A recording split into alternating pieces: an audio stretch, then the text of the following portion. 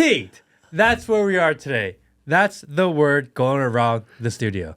Everyone's tired and fatigued with politics, with technology, with social media, with the news. You have racial fatigue, economic fatigue, tariff wars. Oh no, China, they're coming to destroy us. Fatigue.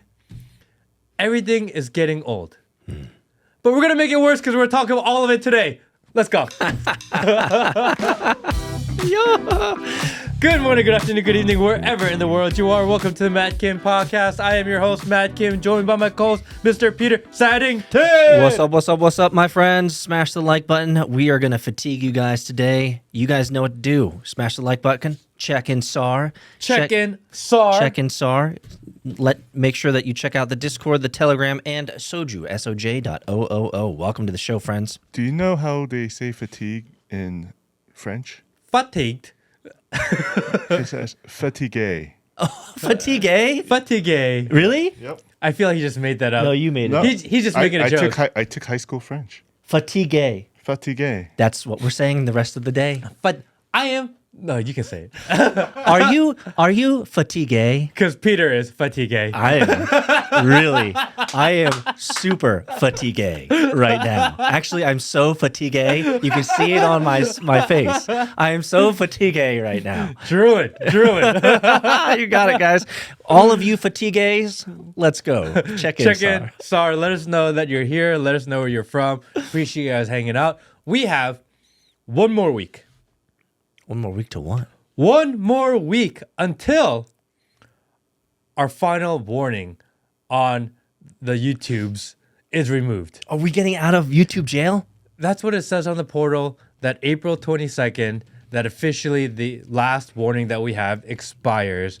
And if you guys don't know, the last warning that we received was from the usury episodes and those period of time. Yes. Those finally go away. It's been 3 months since then. 3 months? Wow. Already? Not since the video, since they deleted that, removed them, yeah. and we got in trouble for it.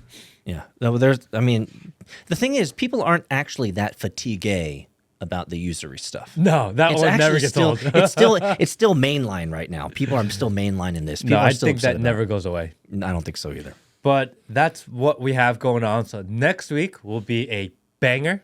Yeah, because we're going to. I think the last time we talked about this, we promised the audience and To go harder. to get the ban hammer immediately once we get released. See if we can make it get banned within 24 hours. This is actually very common recidivism of people who go to jail and then they commit crimes and they go back to jail. So That's true. We're just going to be part of the statistics. That's true. Yeah. We don't want to be outliers. We want to be compliant. No. And in order to be max compliant, you got to go back to jail as soon as you get out. Yeah, and Like rob a store on the way out, on the way home. stab a man in the heart. Apparently, if you stab somebody, you can buy a new house, get GoFundMe going, and buy a new car. Is that the new meta?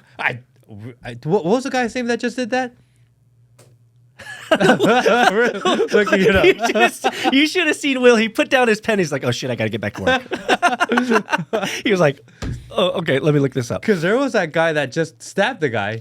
Yeah, I was about And to they say. let him I was out. about to say Trayvon Martin, but where is my brain at? No, that's old school. It was like a high school student. So What exactly happened, Will? Tell us real quickly. yeah, tell us the story. Go through the rundown, man. Like, So, give us the main line here. There was a disagreement at a high school track meet, and I think the white kid said to the black kid, "You're not supposed to sit there, or you don't like," because it was raining and they were like in their own tents on their own team, and then that's when the argument started. And somehow the black kid had a knife on him at a high school track meet and stabbed him. Was it a butter knife? But they said it was self-defense, or that's what they're saying. Oh, self-defense. And it definitely was not a butter knife, Huh. because it ended the Interesting. life of the other white kid. Oh, so he was deleted. Oh, and they were. I saw him on 4chan, and the 4chan people were like, "Oh, he deserved it." 'Cause Really? He was like a good-looking white guy, and they're just really mad at him. Oh, well, I think this is part of the fatigue, though. Isn't this part of the? You brought up the racial fatigue. One of the things that I am so sick of, and I've been sick of this for decades, is the amount of racial BS that the mainstream media constantly pushes on us. Oh, and the kid's name is Carmelo Anthony. Carmelo Anthony. Isn't Like that the a basketball player? basketball player? Yeah. Oh, Except he spells it with a K instead Oh. of a C. That's different. okay. So when you engage with someone in the real world, Matt, let me ask you the question. When you engage with someone in the real world, is that your first filter of engagement their color of their skin? I'm like so over like racial bias. Like I think we say this on the show a lot, is that I'm actually kind of racist, You are. but it's not like in a negative, hateful way. I'm just okay with the idea that people are slightly different and that we're born different and that we should recognize differences amongst people, that it doesn't make you a bad person because you're a different race. And would you also include in that as a different race, inherently you are more naturally inclined towards people that look like you? Is that okay as well? I think a person can do whatever the hell they want to do. This is your life. So it's okay. It's okay for me as a Korean to have a natural affinity towards other Koreans. Sure. Is that okay? Fine in my book. In your book, you consider that being racist, though. Whoa, whoa. Because I'm choosing, based on my own biological tendencies and cultural tendencies, to have more affinity towards people who look like me, act like me, talk like me, and that is being racist in your book, which is not a bad thing. It is just I have personal preferences towards a particular species or people group. The whole species thing. People got really mad at you for saying species. I don't know why people are so mad. There are all these different types of species all over the world, and they interbreed and they create hybrid humans, and that's what we are. We are a bunch of interbreeding creatures, and we've created different species of humans, and different species of humans have different natural dispositions, Matt. Just like every other animal, kingdom, phylum, genus, all of that shit that you learn in middle school. I've seen you say that before, and I get shit for not pushing back at you, but I'm like, but I kind of agree. You know what I mean? Yeah, even did you guys see the one where that guy who cloned the dire wolves, the guy who was on Yes. Joe Rogan? He Yeah. even explained that scientists don't agree on the term species because there's like 5 accepted definitions of species, and it all depends. I see. I wrote this down, but I'm not going to remember it. Thank you. There were 5 parts to the species. Is that they have to be able to interbreed. They have natural behavior tendencies. They have measurable behavior patterns over periods of time. They have a natural language, and there's 5 particular categories that states that, hey, within these 5 categories, clearly there are multiple species in every type of animal kingdom, and we as humans are not special in that we are only one human species. I think that's bullshit. I think we are a human species race where there's multiple species of humans and subhumans, and that's just the nature of the way the world works. I think calling that subhuman may be the triggering word here. Possibly. Possibly the subhuman. The subhuman issue. Yeah. So maybe I shouldn't say subhuman. I'd say what would we call them? They're hybrids, right? They're I don't know that word. They're I don't know interracial. if that made it better. They're interracial like offspring, right? And when you have interracial offspring, natural tendencies, natural behavior patterns, natural mental models, natural psychology, right? All of this stuff comes with, and it's a genetic consideration. So I see species as a genetic thing. I see race as a cultural thing. If that makes sense. Interesting. I think people are different. I think people are born different, but good people are good people, bad people are bad people. It doesn't matter if you're black, white, yellow, purple, green, maroon, rainbow. The people that are bad people are just going to be bad people. So let me ask you this question, because this could be potentially triggering to our audience. Are there certain types of species of humans who have a measurable behavior patterns that are worse than others? I think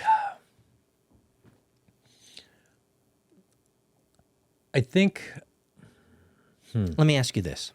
If you put a tiger or a lion in Japan and they're hungry, what are they going to do? They're going to eat Japanese people. If you put a lion or tiger in England or Africa or China or Australia, New York, or Canada, and they're hungry, they're going to eat people. That's the natural behavior pattern of a hungry tiger, no matter where you put them. are there specific types of people groups, species of humans, that no matter where you put them on the planet, in the globe, there are measurable behavior patterns that are consistent across that species group. Dude, we're 1 week away from April 22nd. How are we not gonna make it to April 22nd, bro? I am not being rude. I am not being aggressive. We are 1 week away from getting back to normal. You're being fatigué. I might be fatigué today, but I am of light heart. I am of good spirits. I have no negativity in my soul, and I am asking you a patterned question that you have noticed across the world. We are noticing the pattern recognition. Now I sound like Dave Smith. Stop dancing. Dancing. Stop dancing, bro. Dancing around the question. Stop dancing. Dancing. Like- Dancing. So let's go to the other side of the equation. Yeah. We're not going to make it obvious. White people. Uh-huh. What percentage of white people are in the world? I don't know. I don't think they're the majority, though, by the way. It's like 4%. 4%. Look this up, Will, please. Is that true? The rarest species of human today in America is the white man. So, why is it that the rarest species of humans, the white man, is the most deriled, is the most demoralized, is the most... Are white people the minority in the world? I mean, that's what you're saying right now. I actually never thought about that. Are you serious that you got psyoped It in says this? 75% in America. In the world. In the world. In the the world, world. Will. In the world. What's the percentage of white people in the world? I think it's 4%. Ooh, that's a strong claim right there. This is a psyop. The psyop is that I'm going to say this is going to, some of you guys are going to applaud this, some of you guys are going to hate this, but it is what it is. The white man is born and taught to hate their race, whereas every other race is born and taught to hate the white man. Huh. Let that sink in. Give me a number on this, Let Will. that sink I in. need context. And I'm not saying every family does this, you knuckleheads. There's a lot of dispute online. Oh, they but don't want to. Why is this so hard? There's numbers from like as high as 16%, but as low as 7%. Okay, fine. So let's split the difference. 10% of the world is Caucasian. They are the minority. I'm looking it So up you want to talk about racial because Will's not doing his fatigue? job. You want to talk about racial fatigue? Racial fatigue is the constant battering, lambasting, and destruction of that species of human when they are actually the race of human that we need to preserve the most. As of 2025, white people constitute approximately 8% of the global population. This estimate is based on self-identification and varies depending on definition of data sources. The majority of the world's population resides in regions such as Asia, Africa, and Latin America, where populations are predominantly non-white. For instance, nearly 60% of the global population lives in Asia alone. I can't believe we never touched on this psyop. I was convinced of this psyop I am decades ago. shocked. I had no idea. So you said 8%. He said 7 to 16. Let's split the difference. 10% of the world is white. They are the minority. Did you guys know this? I knew it. I just You knew this? Is this common knowledge? Am I the only one that didn't know no. this? This is the psyop. The psyop is let's just sit in America. If you are born and raised in America as a white man, you are taught through social feedback loops, political feedback loops, and economic feedback loops. You are constantly in those feedback loops told as a white child to hate your race. Okay, wait. Question. Serious question. If we go into a one world government type of global dystopian future, which we all both think that we're heading towards that direction, if they keep DEI, does that mean that you have to give white males more jobs? Yes. Yes. This is the psyop. The psyop, remember, so much of the satanic world is inversion. It's, if we use biblical terms, they would say it's perverted, right? Everything's perverted, meaning everything's inverted. So if you think about the psyop, most psyops are an inversion of the truth, right? We saw what happened, right? It's clearly X. But why is it, CNBC and CNN telling us why? Our eyes tell us X, CNN tells us Y. Inversion. white man is told to hate themselves, to destroy themselves. And you're seeing this in America, and Britain has done an exceptional job at doing this. As the British, the people in Britain have completely destroyed their culture, completely destroyed their heritage, completely destroyed the future of their lineage. Like, they are done. But everyone else is taught that they're the minority, and that they are the ones that need special privileges, and that the white man is the evil creature that has destroyed everything. It is completely inverted. That's the psyop. The psyop is the most protected class that should be protected. Is not the black, is not the Asian, is not the shit thrower, poo flinger. It's not the Jews. The most protected class that should be protected. Well, not, I shouldn't say it that way. The class that should be the most protected is the white man. Huh. That's the psyop. It seems like if you made a campaign around the fact that you want to protect all white males, I feel like that wouldn't do too well. Because the world is against the white man. I mean, I know we started this theme with being Fatigued. Fatigué. Fatigué. And we moved into this racial I'm thing. fatigued. You're fatigué. I'm very fatigué. Why? What is the reason? Okay, what I'm about to say is going to be offensive. Oh, wow. Okay. We're going to make it to April 22nd? Probably or we're not? Oh, damn it. All right. Let's go. Because there's objective truth. There's objective beauty. There's objective efficiency. There's objective ideals. There's objective targets to shoot for, right? Long story short, there are ideals. What does the white man represent? The ideal human species. Whoa. Yeah. That's why they must be derided.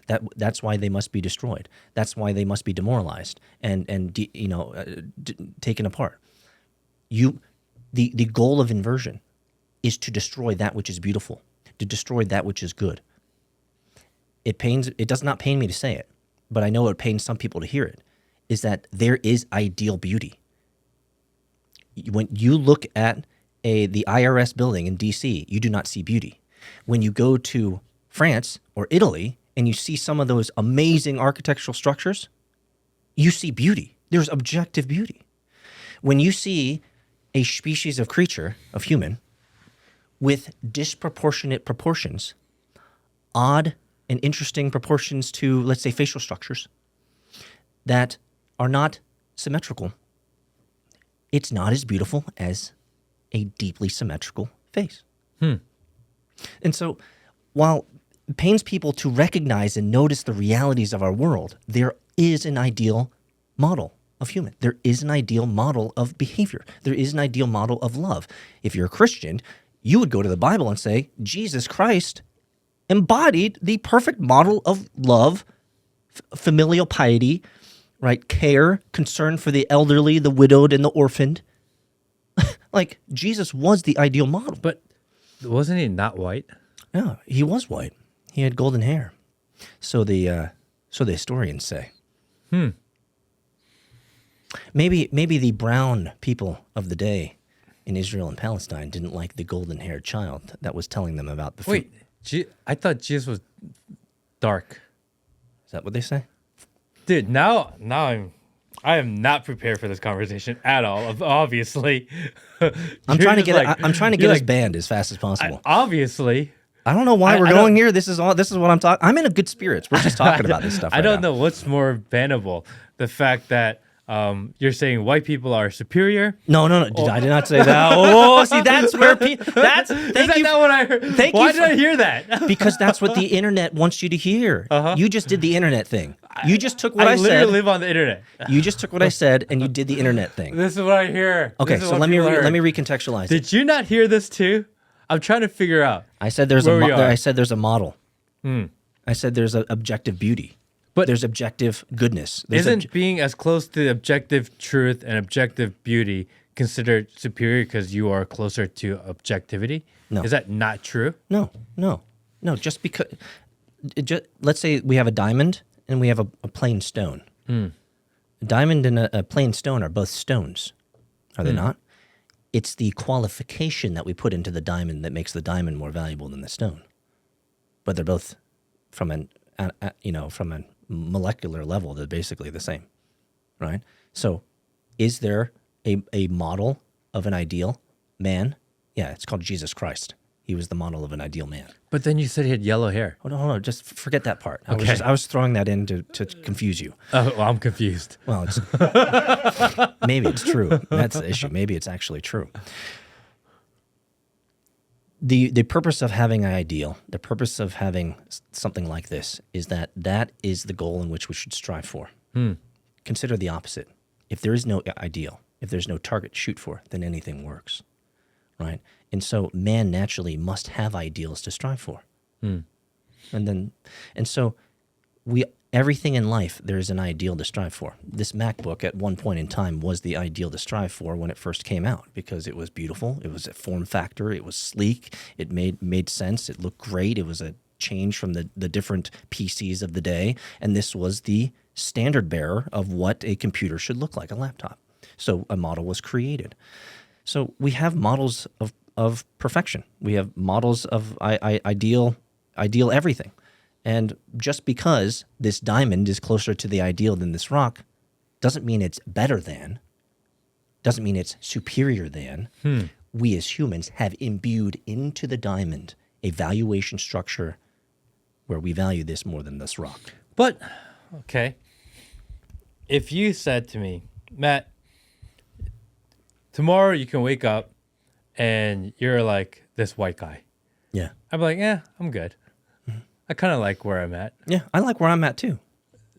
But if you said you could be objectively smarter, think quicker, process quicker, I'd be like, yeah, I'd like to do that. If you said you would be taller, not tall, like, oh yeah, I'd like to be taller. But if you said, I'm going to change your skin color, I'm like, not really on my list of things that I would like in my life. Well, skin color is probably or ever thought of. To me, skin color is 5% of the equation. The larger issue for the different races and different species is intelligence. That's the bigger marker. Okay. And physical attributes is clearly something that is more important than skin color, in my opinion, as well. Okay, so while we're talking about this difference in attributes amongst peoples, we are in this middle of this trade war. We went from race to trade war. Well, I think it plays because we're in the trade war and we're seeing very clearly how the United States and China operates and they treat their economies and how they view each other. It's probably more in the forefront today than it probably has ever been, because the whole narrative started with Trump. We're gonna put tariffs on China, and they're gonna have to adapt to our way because they need us, and we're gonna force them. And everyone on conservative Twitter was like, "Yeah, we're gonna show China. We're gonna show China." 2 weeks later, we're like, "Brr, huh." And then now China is doing the counterattack. Well, we're gonna tariff you too.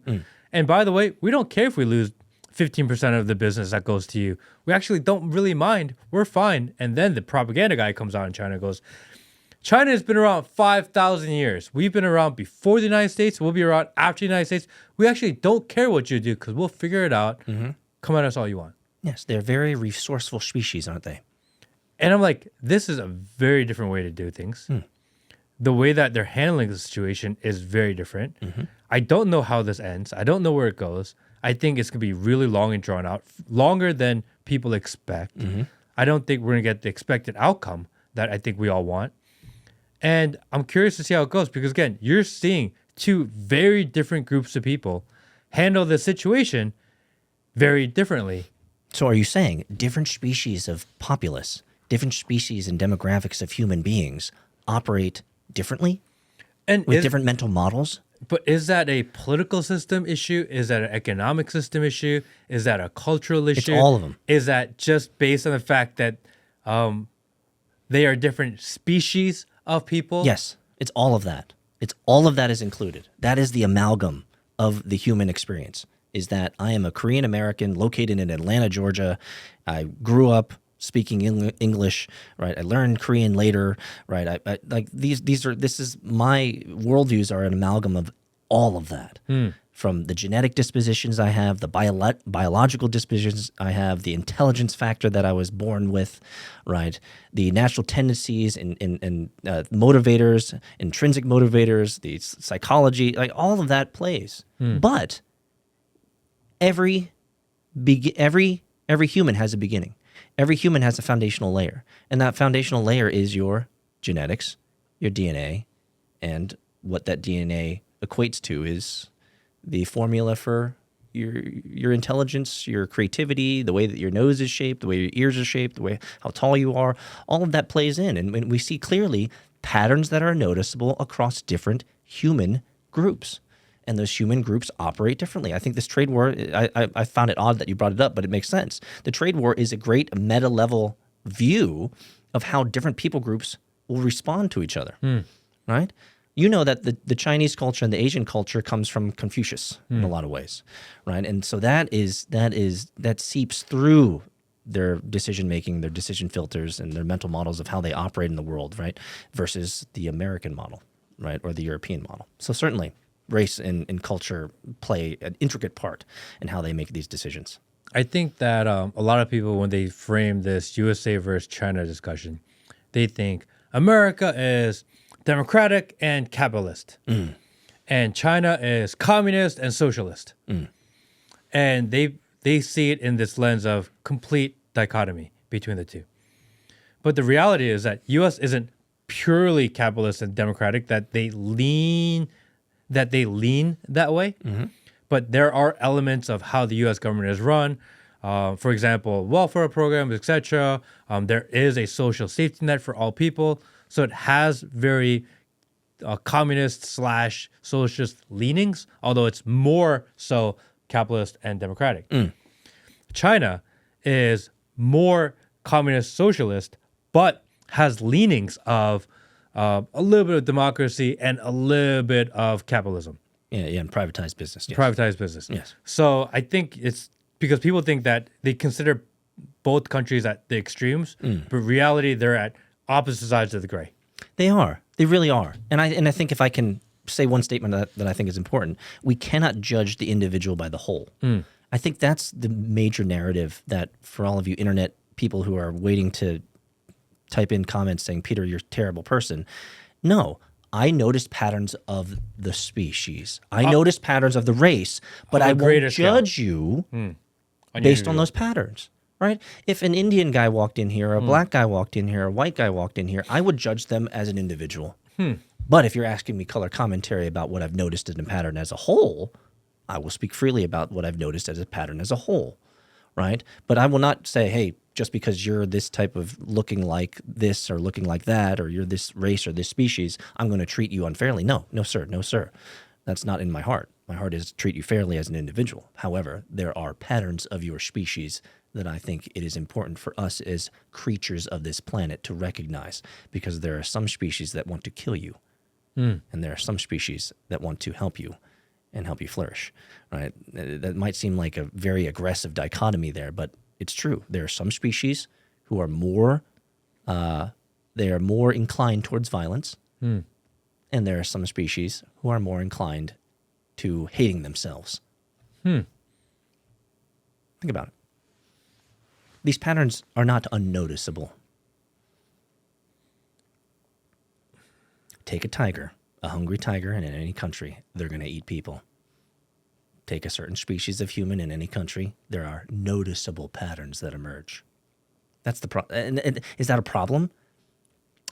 I think nation states should start to begin to recognize these patterns, because a lot of these negative patterns are going to be the downfall of the future of their country.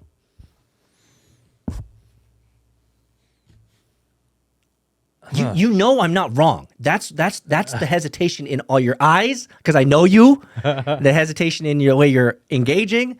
You know I'm not wrong. I've not said anything that's wrong. You know it. Except I'm saying it with a smile. Right? I think if you're like more... if I was more angry, it'd be easier to fight me. But I'm not mad. If you were more angry, then it'd actually be more palatable. Yeah. But I'm just telling you the happy truth. The happy truth. This is the Happy Gilmore truth, man. Happy Gilmore's coming out. I'm not getting paid to say that. Happy Gilmore 2, did you see that? No. I don't know. I've been like so offline. Anyway, I have no idea what's this going is on the in the world. this is the happy truth, and people might be saying, why are we talking about this? Because countries are being invaded right now by different people groups. Can I tell you? You can look this up, Will. This is one of the saddest things I do Duolingo. You know Duolingo? Yeah. Are you talking about Ireland? No. Well, we could talk about Ireland, but I could also talk about Switzerland and Sweden. Same idea. If you go to Duolingo's website and because they have all these maps and stuff, you can find what the most popular languages to learn in all of the countries, right? So it shows you, guess what the number one most popular language to learn in Sweden is? What? Swedish. What? Why is that a surprising fact? Well, it could be Swedish people trying to just improve their Swedishness. No, Isn't it? it's because Swedish people will be the deep minority in less than 7 years. They've imported over 3 million people over the last decade, in which they have no idea who these people are. They don't speak English. They don't speak Swedish. And you go to Duolingo and you can find the maps of where the most popular languages that people are learning in all these countries. And in European countries, you will find in that country the most popular language to learn is that language. That's like clicking on America and saying, what's the most popular language that Americans are learning right now? And it's like English. It's like, does that mean that most people in America don't know English? That's what it's telling us. It's telling us that more people in these European countries are trying to learn the native language that they're going to overtake in the next couple of decades. We have But doesn't that have to do with the fact that people who speak the language aren't on the app because they already speak the language? So they won't need the app. They're not a customer demographic. yeah, then therefore that the people that are looking for that language in that app makes sense that the people that don't speak that language are looking for that app, but you're removing the data set of the people that do speak the language, which would skew and make it look like... No, it wouldn't skew it at all. It would be completely accurate.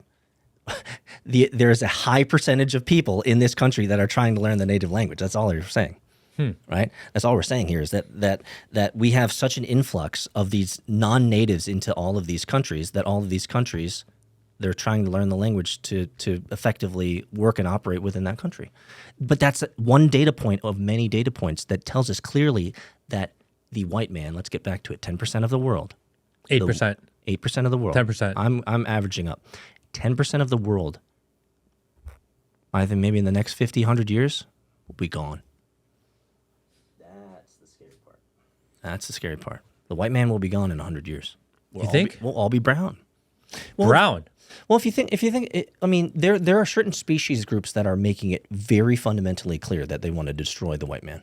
Because if 60% of the world is Asian, then... Yeah, but we're not the ones that are trying to destroy the white man, right? There are certain species groups there's noticeable patterns. Do you think that the world will split between East and West because of this, of kind of this trade war going on? I mean, China obviously has a foothold and a stronghold in all of Asia. The Asian countries aren't going to drop the United States for... They're not going to drop the Chinese for the United States. They're just not going to do it because their economies are completely intertwined. You can't live without them in the West or in the East. And in the West, you have the United States, and they actually don't do as much business with South America and Canada as they could. I don't know why. I've never actually figured that one out. Like, the United States is so interested in doing business in Europe and the Middle East and Asia and everywhere else, but yet they have this huge landmass called South America here, and they don't really focus on it as much, and they just kind of let it be its thing. Whereas China is very much integrated into the economies of everything Asia. You think we'll split the world in half? You think maybe instead of this one world government, are we seeing that maybe the pattern is that we're going to run to a two world government? The only country in the world, in my estimation, now again, you and I are not diplomats, we're not economists, we're not global world leaders who kind of actually are on the ground to see it. But from my estimation, the only global hegemony is America, because we're the only one that has hundreds of military bases all over the world, right? We're the only global power that has extensibility to each of these different countries. I mean, you don't see Chinese embassies around everywhere as much as American embassies, right? But we say like military power, military power, military power over and over again. But what we're seeing actually over the last many years, even decades, is that it actually doesn't do that much. Russia has a significantly larger military than Ukraine. They're still fighting. Israel's military is significantly larger than Gaza, but yet they're still fighting. Yeah. It's The United States couldn't win the Vietnam War. The United States couldn't win the Korean War. we haven't won any wars, actually. Exactly. Yeah, we actually Then lost. what is every this single- whole because of the military? It's a deterrence. So our military might is a deterrence. What we're actually doing is, have you ever read the book, the Diary of a Economic Hitman? No. Oh, so worth it. What we're mostly doing is economic espionage most of the time. I mean, I might offend some people, but it's okay. We're on that roll. I actually think what Trump did with, have you ever read Art of the Deal? Mm-hmm. Okay. So then you know that what Trump did with the tariffs is completely the playbook of Art of the Deal. Say something outlandish, have everybody respond, and then walk it back. That's what he did. I don't give Trump a lot of credit, but I'm going to give him a lot of credit here, like a lot of credit. If you were to come to me a month ago, 2 months ago, and said, Peter, Trump is going to tell every country in the world that they're going to accept 10% tariffs and they're just going to say yes, I'd look at you and say, fuck off. Trump can't just say everyone increase tariffs by 10%. They're just going to take it, bend over. No way. What happened? Trump came out and said 63%, 49%, 29%. Not everybody, most of the countries were like, holy shit. Then he walked it back. Guess where everyone is at? 10%. He just pwned every country at a 10% hike. And he's leaving China at 143 or 146? 145? Bro, that was like. But isn't that the one that matters? But don't Like, discount the care- credit where do we credit's care due. what- He just upped 10% on everybody. Meta level play, man. Meta level play. They all just said, yeah, fine. I can't do 45%, but fuck 10%, fine, I'll do it that. Is that the same thing that happened with Doge? Because they came out and said, Elon said, we're going to reduce federal spending by $2 billion. And then recently he was in a cabinet meeting that was recorded and he was like, I think we're going to save like a few $100 million. Yeah. So like, wait a second. You said 2 billion. Exactly. Now we're at a couple $100 million. Exactly. We're at like a completely different economies of scale here. Exactly. No, everything you just said is absolutely true. Are we actually going to be taxing every single country at 10%? No. But did they accept it? They did. But okay, after all these games are played, where do we actually improve? Because the whole exercise of this is to make this country better. Yes. More self-sufficient. But what have we done to actually go there? Nothing. Not yet. Because it takes Not yet? It takes years to build infrastructure. I'm not shilling Trump here, by the way, guys. I'm just saying I'm pulling on this thread and continuing the line of thought.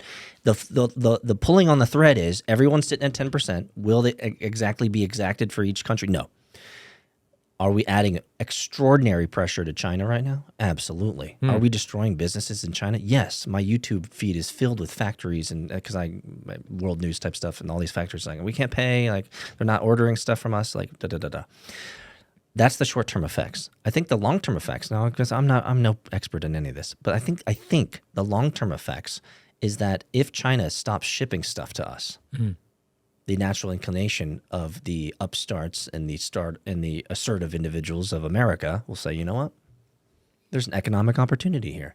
They're no longer shipping us these plastic cups that I used to get for 79 cents. So guess what I'm going to do? I'm going to make my own for 59 cents. So It's not going to cost 59 cents. It's going to cost like $4. Fair enough. The goal is, though, at the meta level, is bring industry back. But this is the problem I have with that model, is that if the United States wanted to set up a new factory to create cups, this cup factory takes like 3 years to get online. Oh, yeah, more probably. This same cup factory in China takes a month. Not wrong. So they can last much longer because they can just build new businesses to adapt to the new market. But the United States moves so slow. Yes. And the trade surplus There are factories that in Georgia that started building like years ago. Yeah. They're still in construction. Yeah, the SK Telecom one up here They're north. building forever. Yeah. I drive past it every month on going to racetracks. I just see it slowly being built out. Slowly Everywhere. Being built out. There's Years. these factories that have been going on for years. You go to New York, there's road construction that's been going on for years. Yeah, South Carolina, worst ever. Years. Constantly under construction. Haven't ever improved that fucking road. And then China, you go and like, oh, there's a broken road. Great. You go back 3 months later and it's like fixed. Yeah, but it's made of plastic. But then they make another one. Yeah, you're right. They change it every year. They just melt the plastic into the road and Every year they go back and remelt them. Yeah. Well, you're not wrong. I think one of the concerns, again, I'm no expert and it doesn't keep me up at night. It's not like I think about this a lot, but I think one of the concerns is that the trade surplus in China is just going to make things worse here in America. They're going to flood us with ultra cheap stuff because they have to get rid of it, right? And so I think if I can take an analog, I remember. But okay, if China's stuck with a huge surplus of cheap shit, it's not usually China sending over a bunch of cheap shit because they don't send it when there's no one here. Well, they send it to Malaysia. They send it to Singapore. Well, They send it and to- then the U.S. buyers go, holy shit, there's a bunch of cheap Chinese shit for sale for really cheap. Let's go buy it, keep our margins, and just flood the market. resell it. It's always the ones that betray a country are always your own. Yeah. I think this is actually more important. Bro. It's never Yes. it's never an outside Yes. country or third party country coming in and destroying a country. That's the psyop. It's always from within selling out their own. Preach on. I love that this came up in this part of the conversation. 100%, Matt. I agree with you 100%. Are there enemies at the gates? Always. Yes. There's always enemy at the gates. But how you destroy a nation is always from within. You got it, dude. We've been sold out. Rarely do Sold the enemy out. at the gate combusting through the gate. It's always No, someone because it's inside obvious. that lets them in. It's obvious. We see you at the gate, brother. Yeah. It's always the selfish. It's always the selfish individuals like the Pelosi's who are just sucking us dry. Like, how did you make $400 million? Good for her. I know. Good on you. Good on you.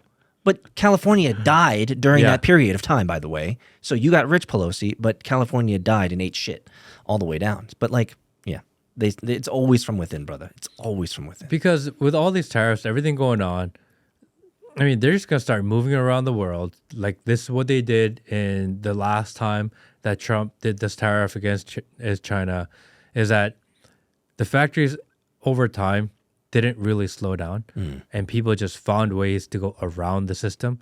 And the people that implement that network of going around the existing system, because the U.S. government takes so long to react, they find loopholes, they go around them.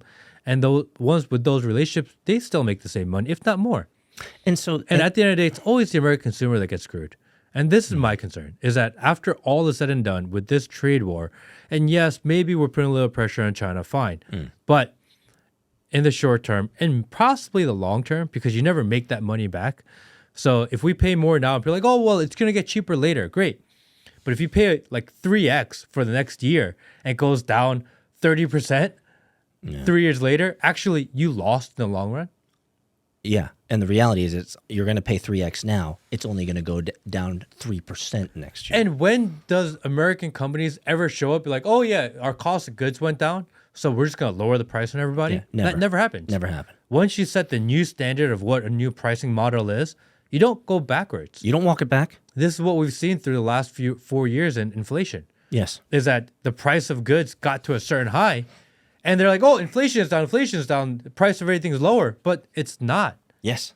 You got it. That's the new standard of what a Big Mac meal is, $12.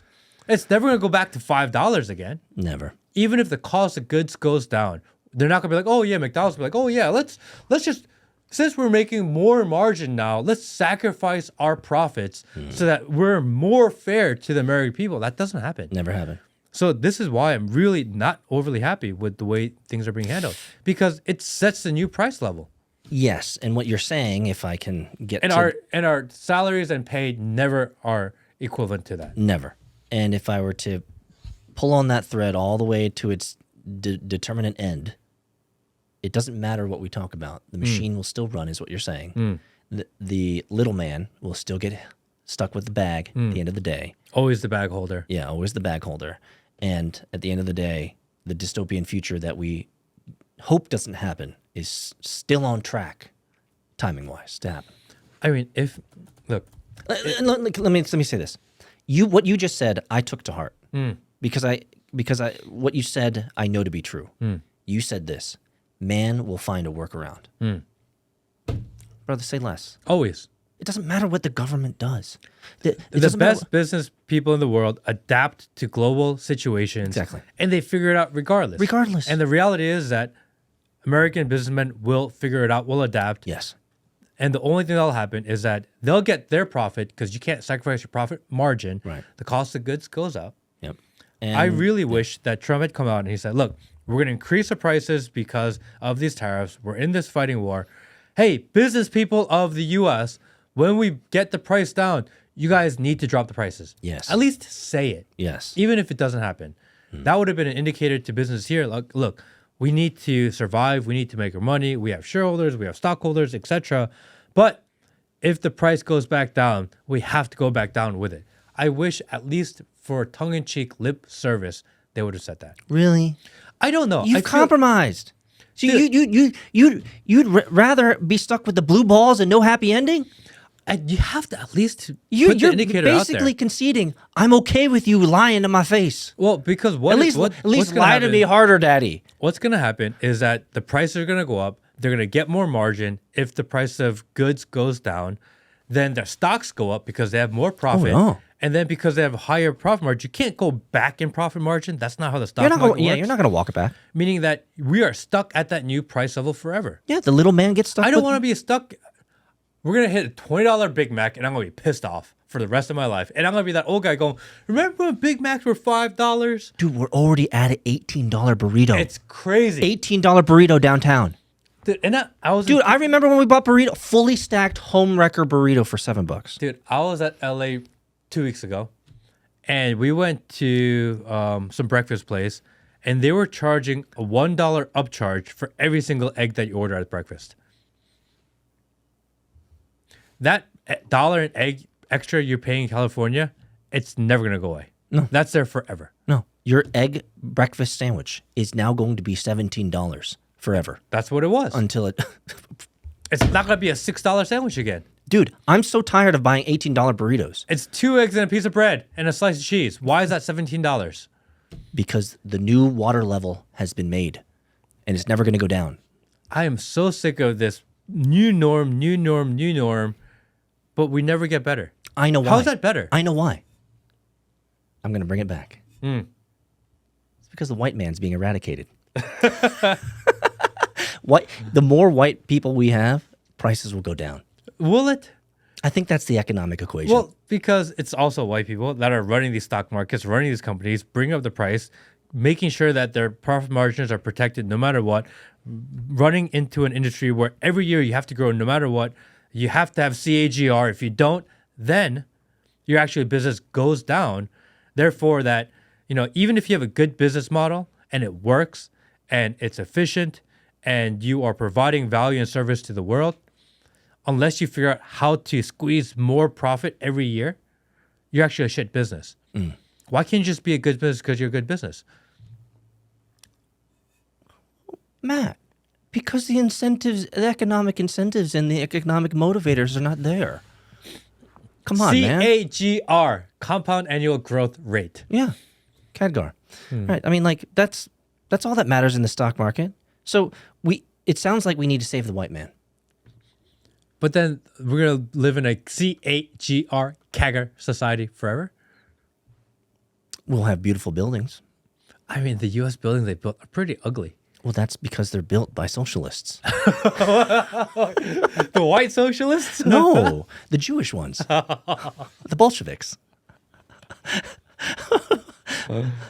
But I think, the vast majority of the Bolsheviks were Jews, yeah. Yeah. I think this is my problem with what's going on. I get what he's doing.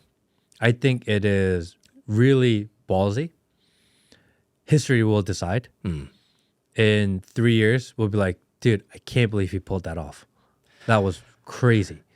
Or in 3 years, we'll be like, dude, what the fuck just happened? I It's one of the two. They are gambling with our lives and our future.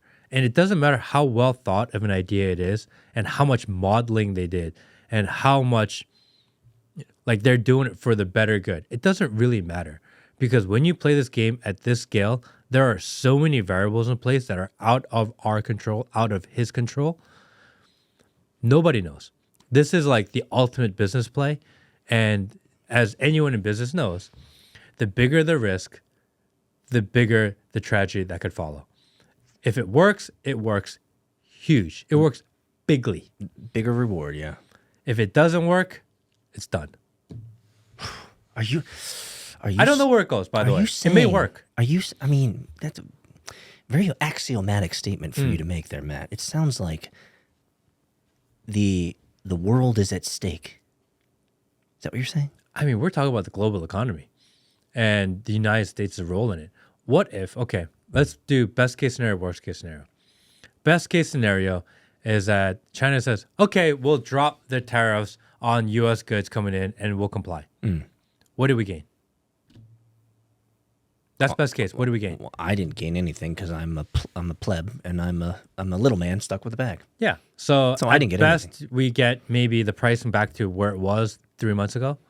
Maybe the U.S. has a little more tariff money come in, and maybe we're able to save off a few $100 million, maybe $1 billion, maybe $2 billion, maybe $10 billion a year. Oh. It's a drop in the bucket versus a $6 trillion we owe, but fine. Okay. So the upside is we get a little more efficient When you say we, what do you mean as we? a country. Oh, so the country, but I don't feel any benefits No, of no, that. no. You don't get anything ever. As a country, it gets a little bit of benefit. So Oh, so my psychology feels better. no, you'll feel like you won. Okay. Yeah, As long as you won. as long as I feel like I won, then They will give you a participation trophy and a certificate, but they won't actually send it to you. So they'll just tell you got it, but you'll never actually receive it. I see. But So- they'll say you got it. but how do I get credit for it? Oh, because they said so. I need to socially signal to everybody that I did a thing. Oh, you can put a flag next to your bio on your social media platform, and then you're signaling. I've made it. You can say, Saved. we won. Saved. We won. I've done it, Matt. I've Yes. helped save the world. Yes. So that's the upside. Is Okay. that you get a participation trophy, and that you have to buy and pay for yourself. And you have to figure out how to do it without using Chinese parts, but figure that out later. Yeah. But you need a trophy. But I can make sure that everybody on LinkedIn knows that I supported it. You can put the flag. That's important. Okay. Okay. As long as that gives me a boner. So you can do the flag. But that's really the upside of this. Maybe U.S. economy gets stronger and we solidify as number one economy in the world, but we already are. So you're not really gaining anything. You're just protecting what you already had. Yeah. The downside is the world goes, do you know what? We're going to roll with those guys because they manufacture things cheaper, quicker, faster, and they're a lot easier to deal with, and they don't over-regulate us, and they'll let us do kind of whatever we want as long as we pay them. And the world goes that way, then we're like, huh, that didn't really work out in our favor. Are you looking for seaside property in Shanghai right now? It's really expensive Yes, it is. because it is very hot in demand. You know, I think a lot of people in America don't understand what China is like. Oh, they have no idea. If you've never been to China, you have no idea. Because what you see on CNN, it's not China. Like, period, And full stop. any kind of influencer or political talking head that's never spent significant time in China, I don't think you take what they say seriously. They don't know anything. Because they've never actually been there. Nope. It's not even about like visiting there one time as vacation, but like actually spending, I don't know, a month there. Because then you really understand how it works. Well, yeah. And the people in China are like, no, it's actually not that great here. Yeah, people in America say it's not that great here. China is safe. It is cheap. So when people say, well, they only get paid $1,000 a month, it's because their rent's like $400. So let me ask you this. How many racial crimes are committed in China? There's like no crime there. Why is the racial crime in China so low? I don't know. You think the U.S. is trying to model after China? I think about this too. That China has a system that we criticize all the time, but yet the United States government is trying to get more socialist. They are getting a little more authoritarian. They are trying to remove people's like freedom of speech and freedoms a little bit more. They're really going closer to what China is doing. Elon Musk himself has said he wants X to be the everything app, the American version of WeChat, which is a huge surveillance system. Yes. So they have signaled many times that they want to shift in that direction. And then you look at what's going on over there. And yes, not everyone's super happy. I get it. But it's cheap, it's efficient, it's safe, and they do it by surveilling. Yes.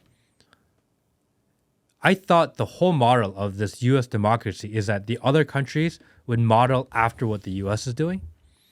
But it seems like we're in the situation where the U.S. is modeling after what they are doing. Man, that was a tough statement. My answer to your tough statement is maybe the American experiment has failed. Is it failed or is it failing? I think the world, you and I have traveled the world.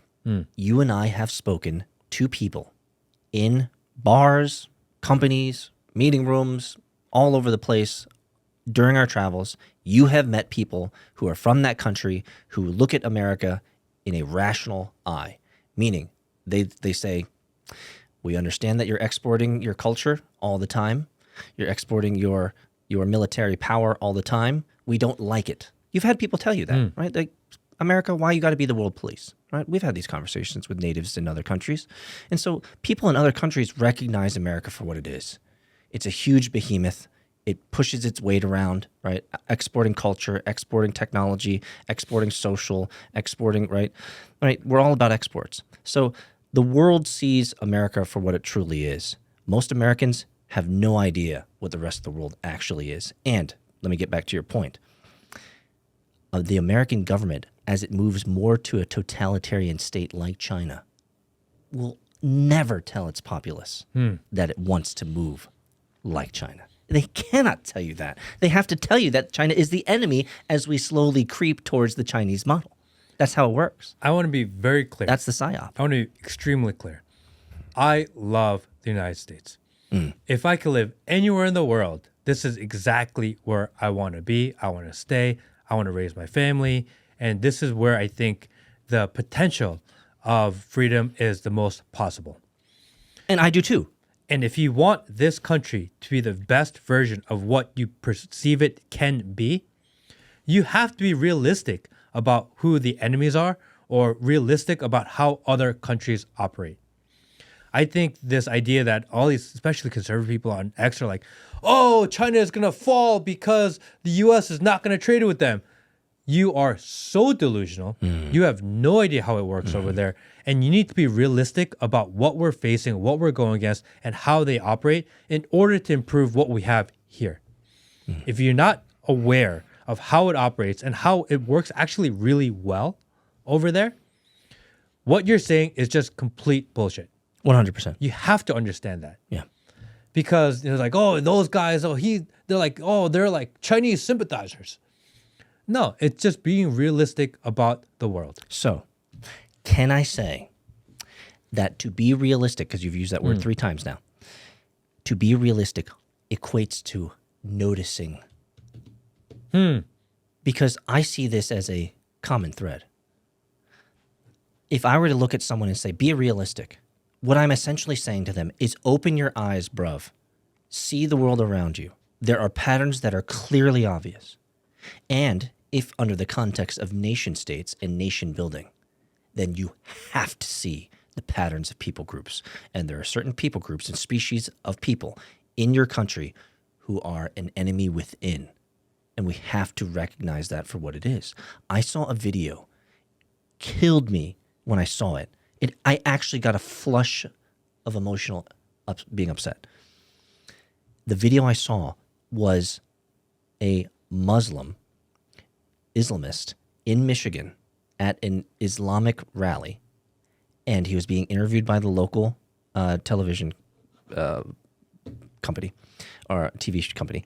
And what he was saying is, we as radical Islamists in Michigan are not doing enough to destroy the infidels, not doing enough to destroy the terrible imperialism that America is. You live in Dearborn, Michigan. is no one recognizing that he lives here? He's a citizen, but he's also deeply anti-American. Like, that's being realistic. That there are people groups in every country that hate that country. They are going to continue to grow in size and mass and scale. And they are eventually going to destroy whatever slivers of an original culture that used to be there. So this is the problem. This is being realistic. It's noticing the patterns and the enemies inside and outside. But this is the problem that this situation creates, is that if you believe in freedom and you believe in individual sovereignty, then you have to allow people to hate if they want to. Yes. Because you can't control how people feel, you can't monitor, you can't surveil, etc. For a country, maybe that's not the best. Are you saying? But if you want to remove that, then you actually have to start monitoring, surveilling, and removing ideas you don't agree with in order to protect what you have, which is what other countries do. Yes. It's like we want this ultimate freedom. Yeah. We want our cake. We want our cake, right? We want our cake and we want to eat it too, right? Yeah, we want this freedom, but in order to have it, you have to take it, meaning that you actually never have it. So maybe this idea of freedom, I don't know, is that even possible? Like, how do you even do that then? Because how can you control that the people believe in what you believe in there while also giving the freedom to believe whatever they want? Like, maybe it's not, maybe you can't do it. I don't know. No, actually you can. The answer is simpler than you imagine. The answer is hang out with your own species. Yeah, but then now you're talking about closing borders. You're talking about who you can hang out with. Some people can be here. Some people cannot be here. And you have to limit the content information that they input into their brains, because even if they belong here, if they're given other external ideas, they can change. I get it. But if we take the China model. You have to basically create like North Korea. It's like nothing in, nothing out. No, I'm not walled saying, garden. I'm not saying North Korea. I think the Chinese model is working effectively. Right? They're if you want, you said this about China. They are modern. They are safe. What else did you say? Cheap.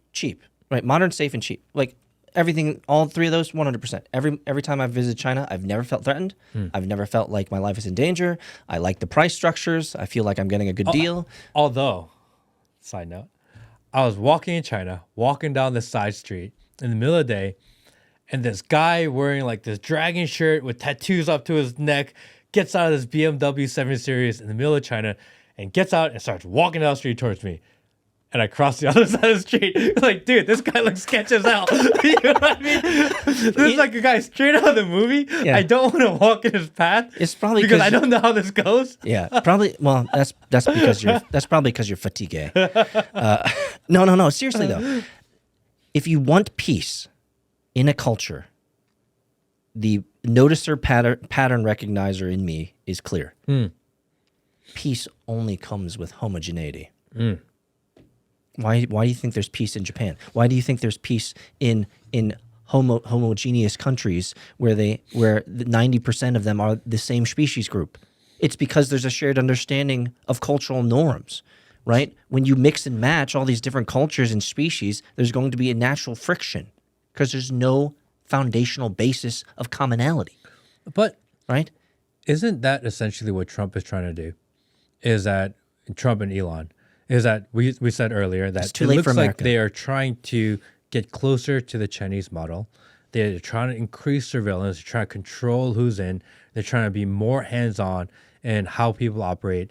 But their end goal is to become more safe, to be more cheap, to provide, to be all those things that we say China is right now. Yeah, but it's not going to work because China is a homogenous nation. America is too far gone. We're too far into the melting pot, the Jewish saying, right? The Jews created that term, the melting pot, right? We're too far gone. We're too much of a melting pot. The only way that you can have peace in a country like America, that like you have in Japan or other homogeneous countries, is if you completely extract all of the different species groups, which is not possible in America. And so I'm going to give you the answer.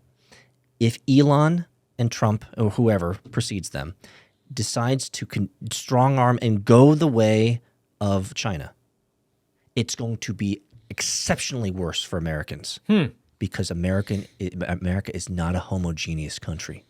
You have to start with the base. The foundation of our country is we got blacks, whites, Latinos, Indians. We got people from all nations. Too late, Tsar. Too late. You can only have peace in a homogeneous country, or if you want peace in a heterogeneous country like America, you have to begin extraction. You have to begin mass deportations. That's what you have to do. Which never happened, by the way. Which never happened. Which we never talk about. The fact that they were going to do all these mass deportations, and it was a big thing. And I said, I don't think there's actually that many people to deport. And people was like, Matt, you're full of shit. We're going to remove 10 million people. Yeah, people got so upset with you, Matt. And they got so mad at me. And how many people have we deported? Like a few thousand? Probably zero. What about the Kash Patel guy? Wasn't he supposed to gut the FBI? Was he supposed to get rid of everybody? Get rid of the deep state. Where have you seen any deep state arrests, by the way? What happened to them? I think Hillary's still walking around. Happy as a clam? She's still deep. Oh, there was an image in my head that when you said that I Hillary's clam? That is very fatigué. That is super fatigué. I didn't go that far, but I just want to put it in your mind. But now that you've said it, now it's even worse. I'm not even going to tell you what I was thinking. I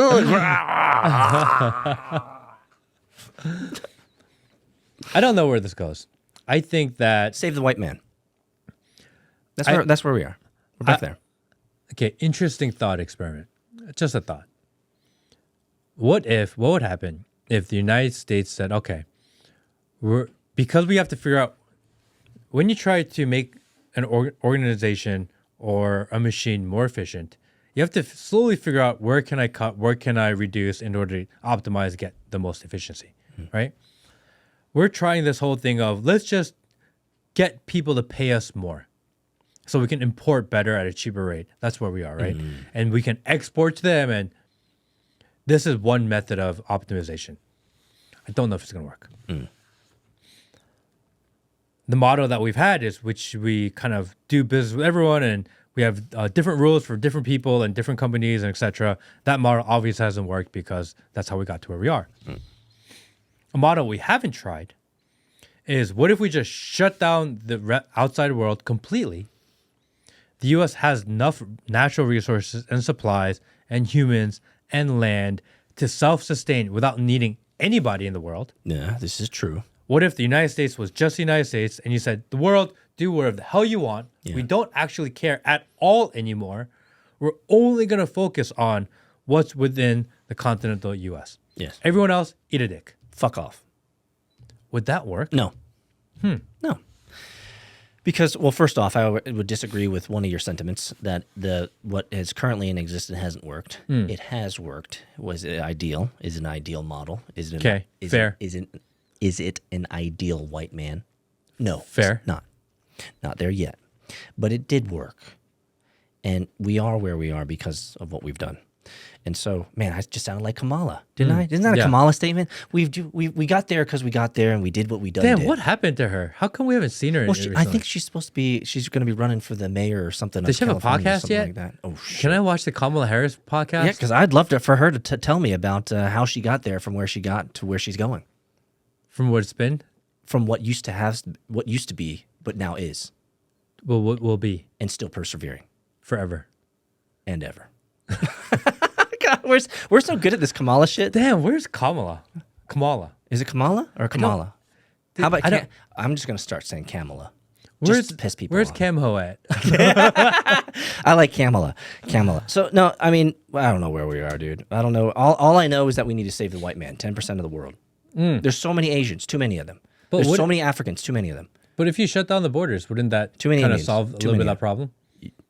The problem is the white man, 10% of the world and even less percent of the America, it's not going to fill up America. I feel like if you shut down the borders and the United States said, we're just going to handle what's within our country, whoever's here is here, that's it. We're just shutting it down. You don't have to kick people out. Just, we're going to shut it down. And we have enough resources, we have enough people, we have enough technology, we can figure it out.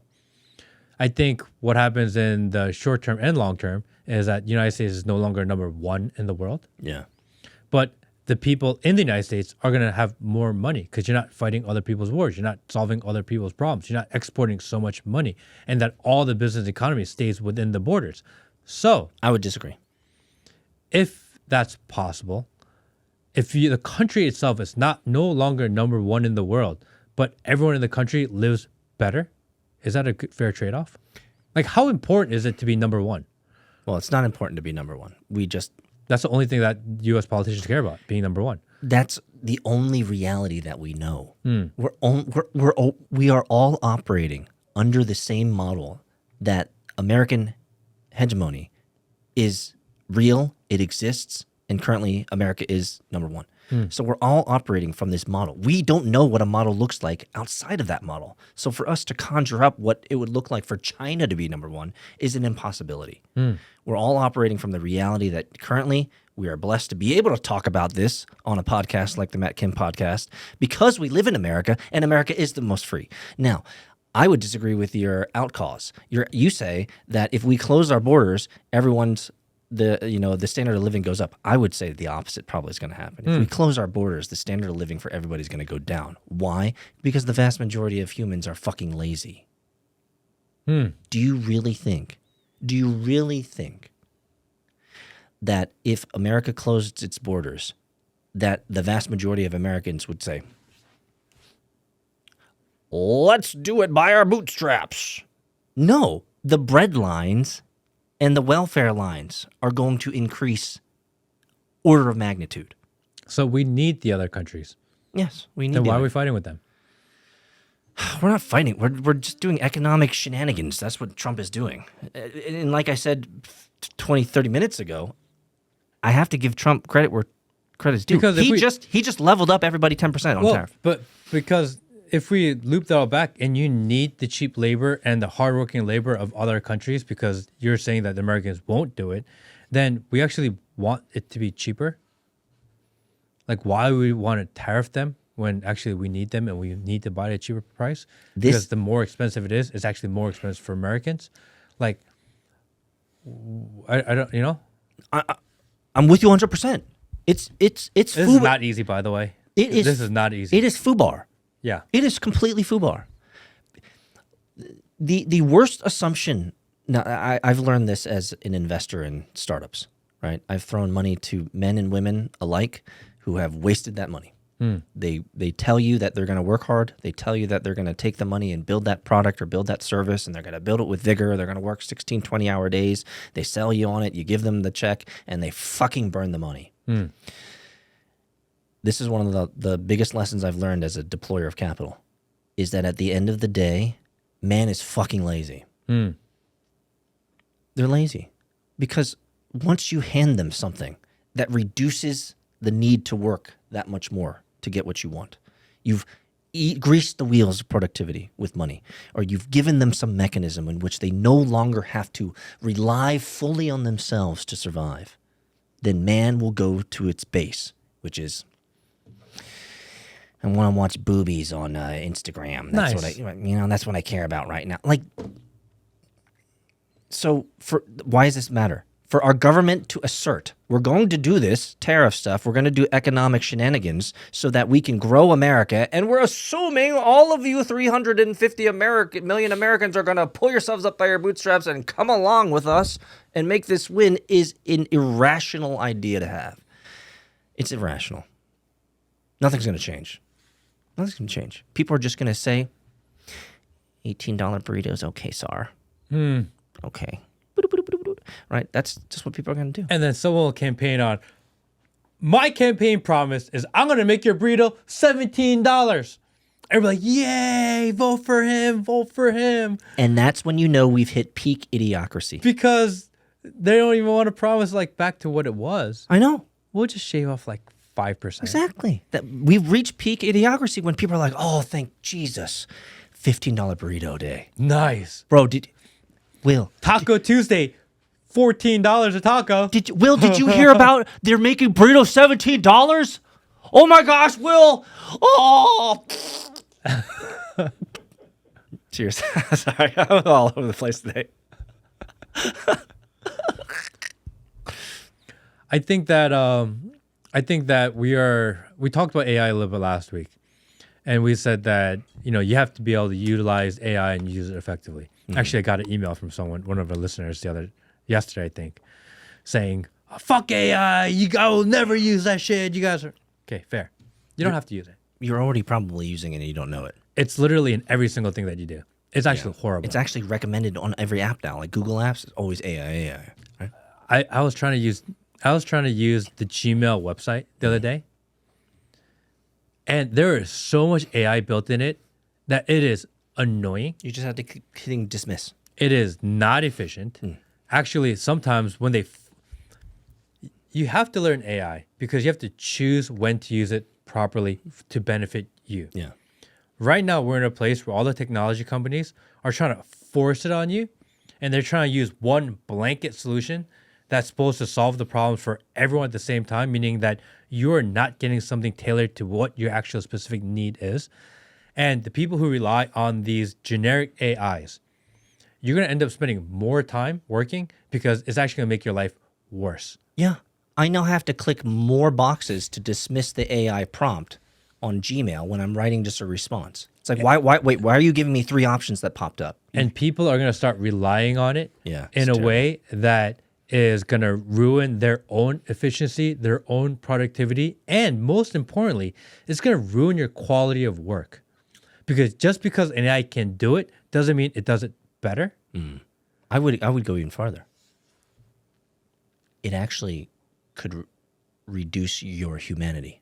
I mean, it's just similar to how people don't read and write any longer.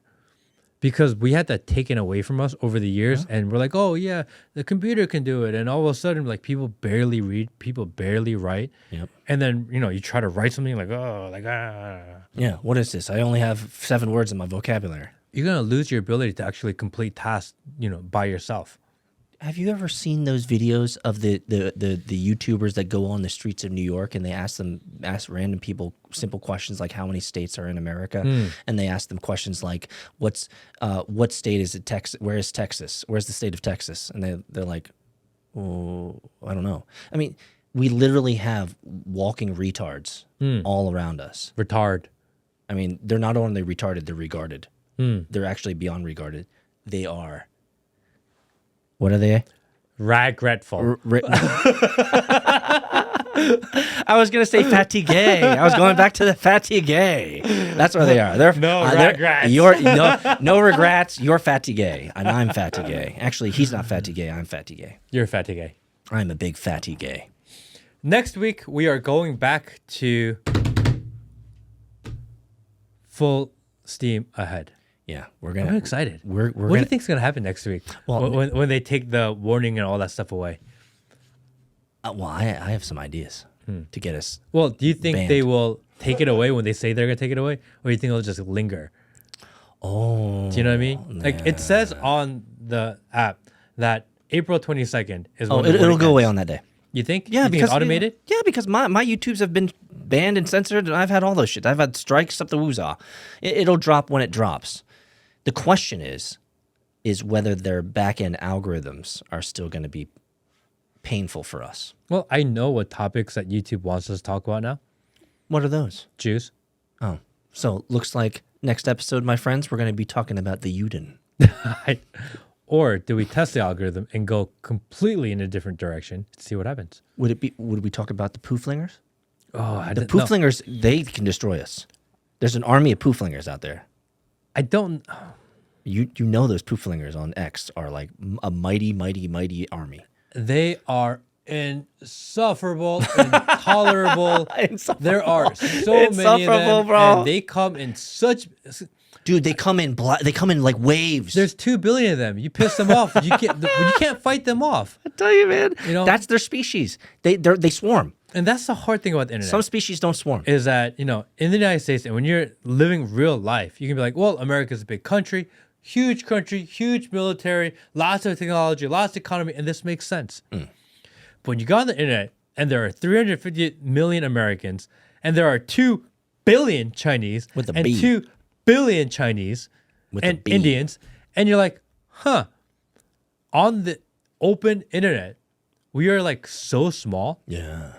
that you get into one of these flame wars with them. It's like, oh, You can't fuck. you can't win. It's like the Battle of Stalingrad. You're sitting there and you're just shooting and shooting and shooting, and men just keep flowing. It's like World War Z, the zombie Yes, movie. the zombies. They just keep on coming over the The wall. wall.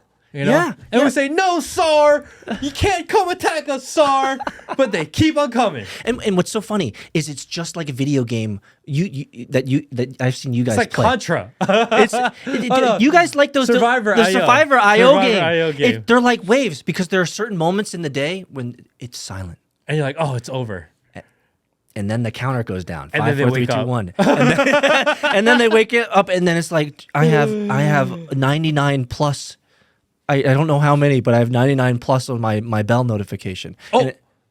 And 4chan. 4chan went down. oh, It got hacked. And someone released the where the top IPs are you mean for a poll. you mean Yudin Chan? Yeah. Wow. Yeah, that's been a psyop for years, man. It is.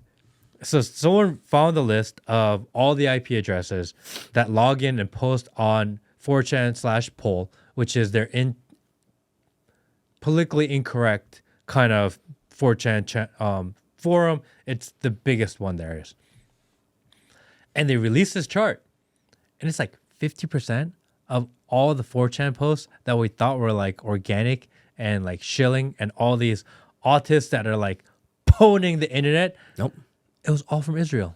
It's a bunch of 16 to 26-year-old Israeli soldiers who are required to do military service.